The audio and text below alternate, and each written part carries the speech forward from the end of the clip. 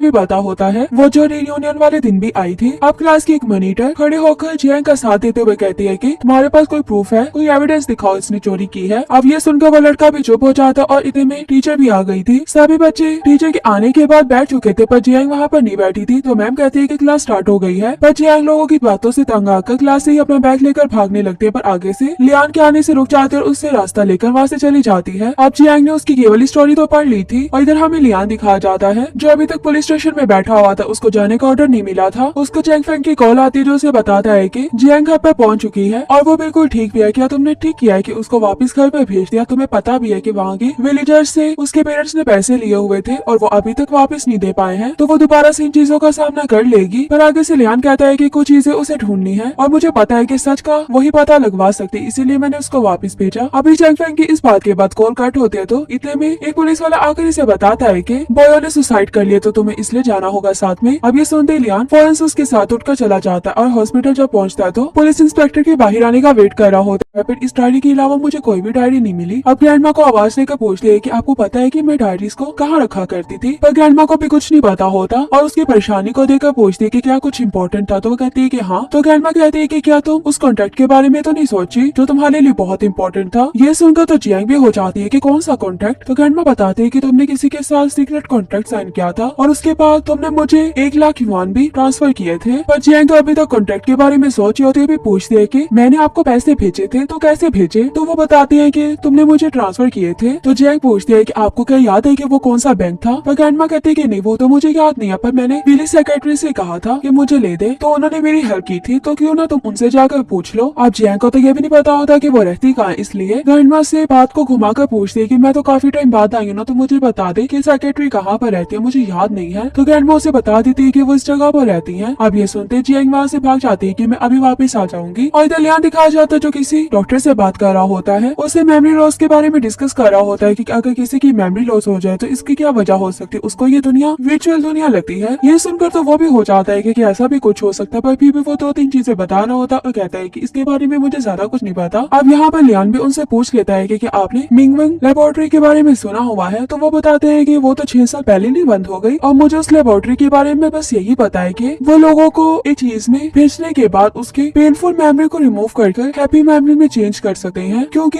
वो पर्सन मेरे पास भी मिलने के लिए आया था जो उसका हेड था और उसने ये सारी बातें मुझे बताई थी। अब मुझे तो उसकी बातों पर हो ना कि क्या हो सकता है, तो मैंने ज्यादा कुछ सोचा नहीं और ना ही इतने गौर से कुछ सुना था। तो लियान पूछते हैं कि उसके हेड का नेम क्या था, तो वो बताता है कि उसके हेड का नेम नोवा था और वो चाइनीज अमेरिकन था। तो लियान उनसे पूछता है कि आप क्या उसके बाद भी उनसे मिले? तो वो बताता है कि नहीं, मैं उसके बाद उससे नहीं मिला, बस मैंने उसको एक ही बार देखा था जब वो अपने बारे में मुझे बताने के लिए आया था। अब लियान इन बातों के बाद अपने फ्रेंड को कॉल करके इस सारी बात के बारे में बता रहा होता है। उसे कहता है कि मुझे अब उस लैब का एड्रेस चाहिए, क्या तो मेरी वो ढूंढने में हेल्प करोगे? तो वो कहता है कि हाँ मैं हेल्प जरूर करूंगा, पर अभी मुझे ये न्यू ईयर सेलिब्रेट करने तो उसके बाद ही मैं तुम्हारी हेल्प कर सकता हूँ। मुझे पता है कि मैं तुम्हें एड्रेस ढूंढ कर बता दूंगा। लियान कहता है कि चलो ठीक है। और जियांग जो जा रही होती है तो पीछे से ट्रेन के आने की आवाज आती है। ट्रेन की लाइट को देखते ही उसको पहले वाली जियांग की मेमोरीज याद आती है, जिसमें वो जियांग को लियान के साथ देखते हो दोनों साथ में भागते हुए इसी तरफ आ रहे होते जहाँ पर आकर वो दोनों छुपे हैं। उसके बाद ये सीन कट हो गया था और वैसे हमें पास वाली जियांग के बारे में बताया जाता है कि क्लास के कुछ लड़के जो उसको बुली करते होते हैं वो उसके पीछे जब लगे होते हैं तभी जियांग उनसे बचकर भाग रही होती है, पर वो लोग जियांग को पकड़ लेते हैं। पर सामने चैंग फेंग बैठा हुआ था जो उन लड़कों को देखकर जियांग को छोड़ने को बोलता है और ये भी कहता है कि मैं तुम्हारी रिपोर्ट कर दूंगा। तो वो लड़के भी वैसे ही बैड बॉय थे और आगे कहने लगते हैं कि हाँ रिपोर्ट करके दिखाओ ना। अब चैंग फेंग तो बेचारा थोड़ा डर जाता और वो तो लियान के सहारे इतना बोर रहा था और लियान से कहने लगता है कि क्या तुम ऐसे ही बैठे रहोगे और इन्हें कुछ भी नहीं कहोगे? अब लियान कोई भी रिएक्ट नहीं कर रहा होता, बस चैंग फेंग से यही कहता है कि तुम तो रिपोर्ट करने के लिए जा रहे थे ना, तो जाओ ना रिपोर्ट करो। तो ये सुनकर चैंग फेंग वहाँ से भाग जाता है। वो लड़के भी लियान को अकेले देखकर उसे कहते हैं कि तुम्हें क्या डर नहीं लगता, तुम यहाँ से क्यों नहीं भागे? जैसे पकड़कर लियान को उठाते, अब लियान को तो उन पर गुस्सा आ गया था और अच्छा खासा मारने लगता है। एक जो बच गया था वो तो वैसे लियान से डर जाता है, अपने दोस्तों को लेकर वहाँ से भाग जाता है और जियांग जो लियान को देख रही होती है और लियान उसको मुंह भी नहीं लगाता और वहाँ से चला जाता है। और फिर से जिस तरफ जियांग आ रही होती है वहीं पर लियान भी होता है, क्योंकि वो इंटरनेट कैफे के लिए आया था और वो तो जियांग को देखने के बाद वहाँ से चला जाता है। पर जियांग देखते है है कि वही लड़के उसके पीछे आ जाते हैं जो उसे बुली करते होते हैं। वो तो जल्दी से उसी जगह चली जाती है जहाँ पर लियान होता है और लियान को देखा तो वो बेचारे वैसे डर जाते हैं, वहाँ से भाग जाते हैं। अब लियान को भी पता था कि जियांग उसके पीछे छुप कर खड़ी हुई है ताकि वो लोग उसे कुछ भी ना कह पाए, पर फिर भी लियान उसे कुछ भी नहीं कहता। अब स्कूल से छुट्टी का टाइम होता है तो लियान अपने दोस्तों के साथ जा रहा होता है, तभी जियांग भी उनके सामने आ जाती है और ऐसे दिखा रही होती है कि मेरी भी इनके साथ दोस्ती हो गई है और उनके आगे ऐसे जा रही होती है कि जैसे सारे इसके बॉडीगार्ड हो जो इसको प्रोटेक्ट करने पर लगे हैं। और लियान और उसके दोस्त भी इसे कुछ भी नहीं कहते और ये भी अपना आराम से उनके साथ चली जाते हैं और वो लोग भी इसके पीछे नहीं आ पाते। अब लियान जो स्कूल के स्टॉल में सोया होता है वहाँ पर जियांग बचने के लिए आ जाती है क्योंकि उसे पता था कि लियान यहीं पर होगा और वो लड़की भी पता होता है। वो जो रियूनियन वाले दिन भी आई थी। अब क्लास की एक मॉनिटर खड़े होकर जियांग का साथ देते हुए कहती है कि तुम्हारे पास कोई प्रूफ है, कोई एविडेंस दिखाओ इसने चोरी की है। अब ये सुनकर वो लड़का भी चुप हो जाता और इतने में टीचर भी आ गई थी। सभी बच्चे टीचर के आने के बाद बैठ चुके थे पर जियांग वहाँ पर नहीं बैठी थी, तो मैम कहती है कि क्लास स्टार्ट हो गई है। पर जियांग लोगों की बातों से तंग आकर क्लास से ही अपना बैग लेकर भागने लगती है, पर आगे से लियान के आने से रुक जाते और उससे रास्ता लेकर वहाँ से चली जाती है। अब जियांग ने उसकी केवल स्टोरी तो पढ़ ली थी और इधर हमें लियान दिखाया जाता है जो अभी तक पुलिस स्टेशन में बैठा हुआ था, उसको जाने का ऑर्डर नहीं मिला था। उसको चैंग फेंग की कॉल आती है जो उसे बताता है कि जियांग घर पर पहुंच चुकी है और वो बिल्कुल ठीक भी है। क्या तुमने ठीक किया है कि उसको वापस घर पर भेज दिया? तुम्हें पता भी है कि वहाँ के विलेजर्स से उसके पेरेंट्स ने पैसे लिए हुए थे और वो अभी तक वापस नहीं दे पाए हैं, तो वो दोबारा से इन चीजों का सामना कर लेगी। पर आगे से लियान कहता है कि कुछ चीजें उसे ढूंढनी है और मुझे पता है कि सच का वही पता लगवा सकती, इसीलिए मैंने उसको वापस भेजा। अभी चैंग फेंग की इस बात के बाद कॉल कट होते है तो इतने में एक पुलिस वाला आकर इसे बताता है कि बॉयो ने सुसाइड कर लिया तो तुम्हें इसलिए जाना होगा साथ में। अब ये सुनते ही लियान फौरन से उसके साथ उठकर चला जाता है और हॉस्पिटल जब पहुंचता है तो पुलिस इंस्पेक्टर के बाहर आने का वेट कर रहा होता है। फिर इस डायरी के अलावा मुझे कोई भी डायरी नहीं मिली। अब ग्रैंडमा को आवाज देकर पूछते है कि आपको पता है कि मैं डायरीज को कहाँ रखा करती थी, पर ग्रैंडमा को भी कुछ नहीं पता होता और उसकी परेशानी को देखकर पूछती है कि क्या कुछ इम्पोर्टेंट था, तो वो कहती है कि हाँ। तो ग्रैंडमा कहती है कि क्या तुम उस कॉन्ट्रैक्ट के बारे में तो नहीं सोची जो तुम्हारे लिए बहुत इंपॉर्टेंट था? ये सुनकर तो जियांग भी हो जाती है कि कौन सा कॉन्ट्रैक्ट? तो ग्रैंडमा बताते है कि तुमने किसी के साथ सीक्रेट कॉन्ट्रैक्ट साइन किया था और उसके बाद तुमने मुझे 1 लाख युआन भी ट्रांसफर किए थे। पर जियांग तो अभी तक कॉन्ट्रैक्ट के बारे में सोची होती है, भी पूछती है कि मैंने आपको पैसे भेजे थे तो कैसे भेजे? तो वो बताती है कि तुमने मुझे ट्रांसफर किए थे। तो जियांग पूछती है कि आपको क्या याद है कि वो कौन सा बैंक था? पर ग्रैंडमा कहती है कि नहीं, वो तो मुझे याद नहीं है, पर मैंने पुलिस सेक्रेटरी से कहा था कि मुझे ले दे, तो उन्होंने मेरी हेल्प की थी, तो क्यों ना तुम उनसे जाकर पूछ लो। अब जियांग को तो ये भी नहीं पता होता कि वो रहती कहाँ, इसलिए ग्रैंडमा से बात को घुमाकर पूछती है कि मैं तो काफी टाइम बाद आई हूँ ना, तो मुझे बता दे कि सेक्रेटरी कहाँ पर रहती है, मुझे याद नहीं है। तो ग्रैंडमा उसे बता देती है कि वो इस जगह पर रहती है। अब ये सुनते जियांग वहाँ से भाग जाती है कि मैं अभी वापस आ जाऊंगी और इधर लियान दिखाया जाता है जो किसी डॉक्टर से बात कर रहा होता है, उसे मेमोरी लॉस के बारे में डिस्कस कर रहा होता है कि अगर किसी की मेमोरी लॉस हो जाए तो इसकी क्या वजह हो सकती है, उसको ये दुनिया वर्चुअल दुनिया लगती है। ये सुनकर तो वो भी हो जाता है कि ऐसा भी कुछ हो सकता है, पर फिर भी वो 2-3 चीजें बता रहा होता और कहता है कि इसके बारे में मुझे ज्यादा कुछ नहीं पता। अब यहाँ पर लियान भी उनसे पूछ लेता है कि आपने मिंगवेंग लेबोरेटरी के बारे में सुना हुआ है? तो वो बताते हैं कि वो तो 6 साल पहले नहीं बंद हो गई और मुझे उस लेबोरेटरी के बारे में बस यही पता है कि वो लोगों को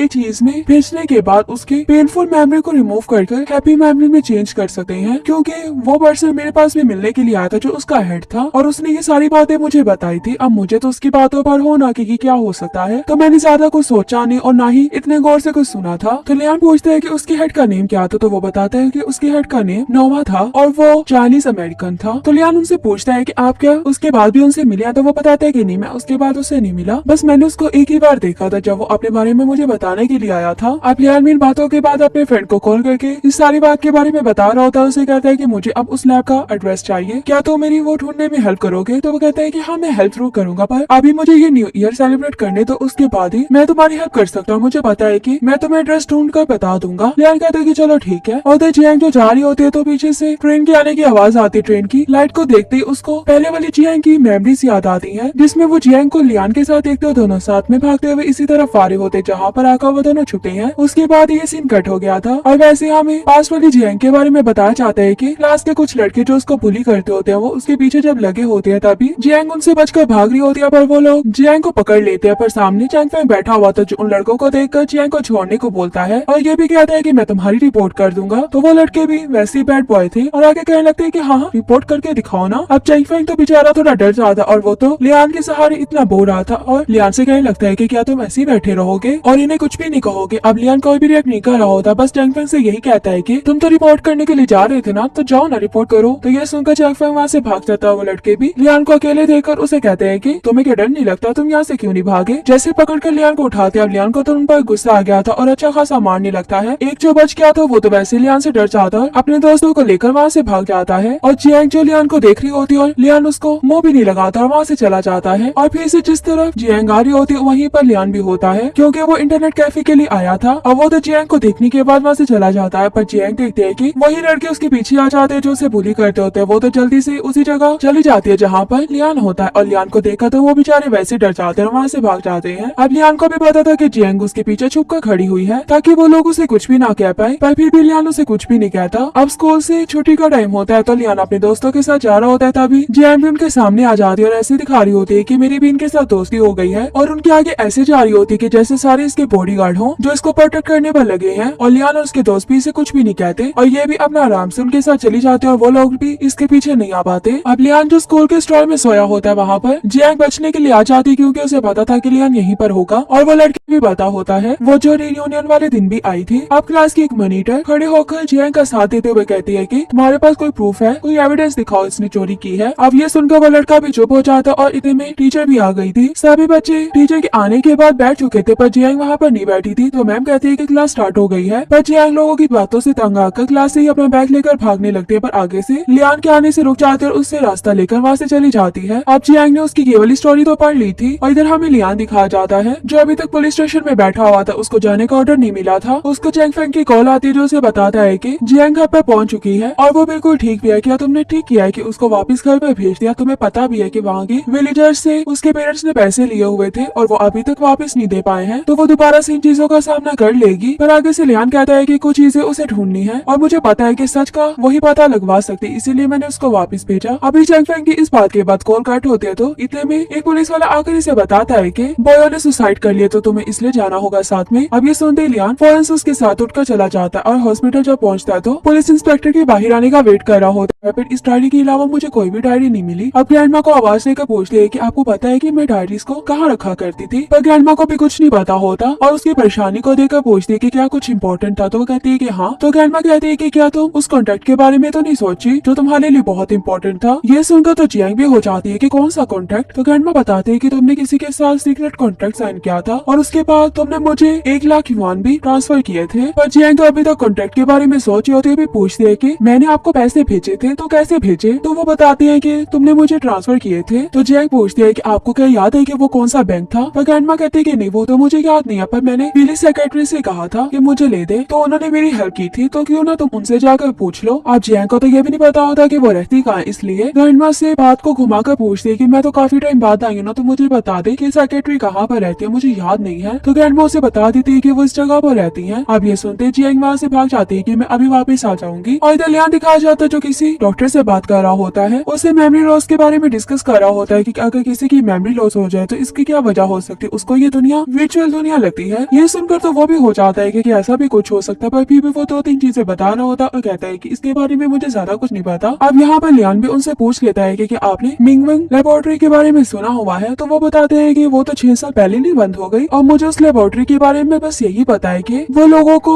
एक चीज में भेजने के बाद उसके पेनफुल मेमोरी को रिमूव कर हैप्पी मेमोरी में चेंज कर सकते हैं, क्योंकि वो पर्सन मेरे पास भी मिलने के लिए आया था जो उसका हेड था और उसने ये सारी बातें मुझे बताई थी। अब मुझे तो उसकी बातों पर हो ना कि क्या हो सकता है, तो मैंने ज्यादा कुछ सोचा नहीं और ना ही इतने गौर से कुछ सुना था। तो लियान पूछते है कि उसकी हेड का नेम क्या था, तो वो बताता है कि उसकी हेड का नेम नोवा था और वो चाइनीज अमेरिकन था। तो लियान उनसे पूछता है कि आप क्या उसके बाद भी उनसे मिले, तो वो बताता है कि नहीं, मैं उसके बाद उससे नहीं मिला, बस मैंने उसको एक ही बार देखा था जब वो अपने बारे में मुझे बताने के लिए आया था। अब लियान इन बातों के बाद अपने फ्रेंड को कॉल करके इस सारी बात के बारे में बता रहा होता है। उसे कहता है कि मुझे अब उस लैब का एड्रेस चाहिए, क्या तो मेरी वो ढूंढने में हेल्प करोगे। तो वो कहता है कि हाँ मैं हेल्प जरूर करूंगा, पर अभी मुझे ये न्यू ईयर सेलिब्रेट करने तो उसके बाद ही मैं तुम्हारी हेल्प कर सकता हूँ, मुझे पता है कि मैं तुम्हें एड्रेस ढूंढ कर बता दूंगा। लियान कहता है कि चलो ठीक है। और जियांग जो जा रही होती है तो पीछे से ट्रेन के आने की आवाज आती है। ट्रेन की लाइट को देखते ही उसको पहले वाली जियांग की मेमोरीज याद आती है, जिसमें वो जियांग को लियान के साथ देखते दोनों साथ में भागते हुए इसी तरफ आ रहे होते जहाँ पर आकर वो दोनों छुपे हैं। उसके बाद ये सीन कट हो गया था और वैसे हमें पास वाली जियांग के बारे में बताया जाता है कि क्लास के कुछ लड़के जो उसको बुली करते होते हैं वो उसके पीछे जब लगे होते हैं तब तभी जियांग उनसे बचकर भाग रही होती है, पर वो लोग जियांग को पकड़ लेते हैं। पर सामने चैंग फेंग बैठा हुआ था, जो उन लड़कों को देखकर जियांग को छोड़ने को बोलता है और ये भी कहता है कि मैं तुम्हारी रिपोर्ट कर दूंगा। तो वो लड़के भी वैसे ही बैड बॉय थे और आगे कहने लगते हैं कि हाँ रिपोर्ट करके दिखाओ ना। अब चैंग फेंग तो बेचारा थोड़ा डर जाता और वो तो लियान के सहारे इतना बोल रहा था और लियान से कहने लगता है कि क्या तुम ऐसे ही बैठे रहोगे और इन्हें कुछ भी नहीं कहोगे। अब लियान कोई भी रिएक्ट नहीं कर रहा होता, बस चैंग फेंग से यही कहता है कि तुम तो रिपोर्ट करने के लिए जा रहे थे ना, तो जाओ ना रिपोर्ट करो। तो ये सुनकर चैंग फेंग वहाँ से भाग जाता है। वो लड़के भी लियान को अकेले देखकर उसे कहते हैं कि तुम्हें क्या डर नहीं लगता, तुम यहाँ से क्यों नहीं भागे। जैसे पकड़कर लियान को उठाते, अब लियान को तो उन पर गुस्सा आ गया था और अच्छा खासा मारने लगता है। एक जो बच गया था वो तो वैसे लियान से डर जाता है, अपने दोस्तों को लेकर वहाँ से भाग जाता है और जियांग जो लियान को देख रही होती है और लियान उसको मुंह भी नहीं लगाता और वहाँ से चला जाता है। और फिर से जिस तरफ जियांग आ रही होती है वहीं पर लियान भी होता है, क्योंकि वो इंटरनेट कैफे के लिए आया था। और वो तो जियांग को देखने के बाद वहाँ से चला जाता है, पर जियांग देखते है कि वही लड़के उसके पीछे आ जाते हैं जो उसे बुली करते होते हैं। वो तो जल्दी से उसी जगह चली जाती है जहाँ पर लियान होता है और लियान को देखा तो वो बेचारे वैसे डर जाते हैं, वहाँ से भाग जाते हैं। अब लियान को भी पता था कि जियांग उसके पीछे छुप कर खड़ी हुई है ताकि वो लोग उसे कुछ भी ना कह पाए, पर फिर भी लियान उसे कुछ भी नहीं कहता। अब स्कूल से छुट्टी का टाइम होता है तो लियान अपने दोस्तों के साथ जा रहा होता है, तभी जियांग भी उनके सामने आ जाती है और ऐसे दिखा रही होती है कि मेरी भी इनके साथ दोस्ती हो गई है और उनके आगे ऐसे जा रही होती है कि जैसे सारे इसके बॉडीगार्ड हों जो इसको प्रोटेक्ट करने पर लगे हैं। और लियान और उसके दोस्त भी इसे कुछ भी नहीं कहते और ये भी अपना आराम से उनके साथ चली जाते हैं और वो लोग भी इसके पीछे नहीं आ पाते। अब लियान जो स्कूल के स्टॉल में सोया होता है वहाँ पर जियांग बचने के लिए आ जाती है, क्योंकि उसे पता था कि लियान यहीं पर होगा और वो लड़की